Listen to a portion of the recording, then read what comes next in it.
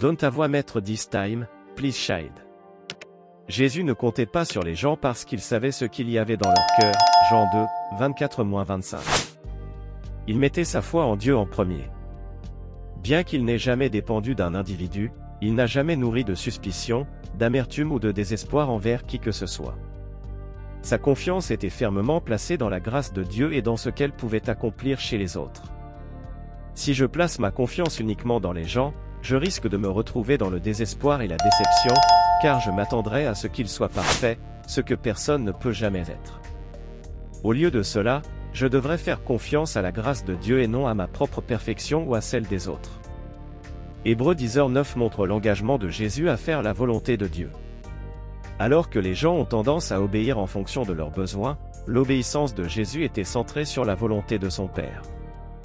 L'appel urgent d'aujourd'hui est d'agir parce que beaucoup sont sans Dieu.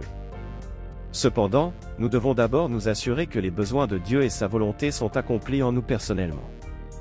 Jésus a demandé à ses disciples de rester dans la ville jusqu'à ce qu'ils reçoivent la puissance d'en haut, Luc 24h49. Notre formation chrétienne a pour but de nous aligner sur les besoins de Dieu et sur sa volonté. Une fois que nous avons satisfait les besoins de Dieu dans notre propre vie, il nous guidera pour accomplir sa volonté et ses besoins ailleurs. Nous devons également donner la priorité au Fils de Dieu.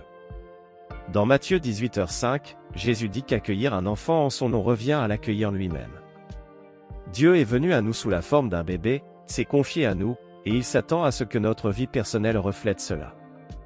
Ma vie doit être transformée par la présence du Fils de Dieu. En fin de compte, le but de Dieu est que son Fils se manifeste à travers moi. Comprendre et suivre la volonté de Dieu peut être un cheminement profond et personnel. Voici quelques étapes et principes clés qui peuvent vous guider dans le discernement et l'alignement avec la volonté de Dieu. 1. Recherchez une orientation spirituelle. Prière, priez régulièrement pour recevoir des conseils et de la sagesse. Demandez à Dieu de vous révéler sa volonté pour votre vie et de vous aider à comprendre sa direction. Écriture, étudiez la Bible, car elle contient des enseignements et des principes qui peuvent vous aider à comprendre la volonté de Dieu.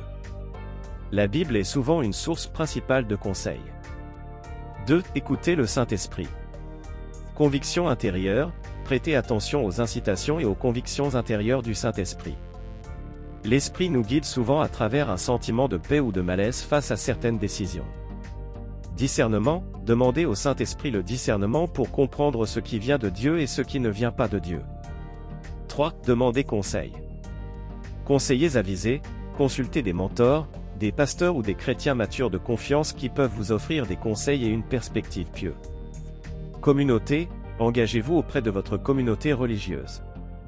Parfois, Dieu utilise la sagesse et les expériences des autres pour nous guider. 4. Alignez-vous sur la parole de Dieu. Principe biblique, assurez-vous que vos décisions et vos actions sont conformes aux enseignements et aux principes bibliques. La volonté de Dieu ne contredira jamais sa parole. Réflexion, réfléchissez à la manière dont vos choix s'inscrivent dans le récit plus large du plan de Dieu tel qu'il est révélé dans la Bible. 5. Évaluez vos dons et vos passions. Dons spirituels, pensez à vos dons et talents uniques. Souvent, la volonté de Dieu implique d'utiliser les capacités qu'il vous a données pour accomplir ses desseins. Passion, réfléchissez à ce qui vous passionne. Dieu place souvent dans notre cœur des désirs qui correspondent à sa volonté pour nous. 6. Soyez patient et confiant. Le timing, sachez que le timing de Dieu peut ne pas correspondre au vôtre. Ayez confiance qu'il agit dans votre vie, même si vous ne voyez pas de résultats immédiats. Confiance, comptez sur la fidélité de Dieu. Ayez confiance qu'il vous guidera et vous fournira ce dont vous avez besoin pendant que vous cherchez à le suivre. 7. Agissez avec foi. Sortez, parfois, vous devez faire des pas de foi même lorsque le chemin n'est pas entièrement clair. Ayez confiance que Dieu guidera vos pas à mesure que vous avancerez. Obéissance, soyez prêt à suivre les conseils de Dieu même si cela nécessite un sacrifice ou de sortir de votre zone de confort. 8. Révisez et réfléchissez.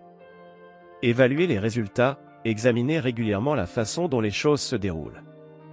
Réfléchissez à la façon dont vous voyez des preuves de la direction et des bénédictions de Dieu dans vos décisions.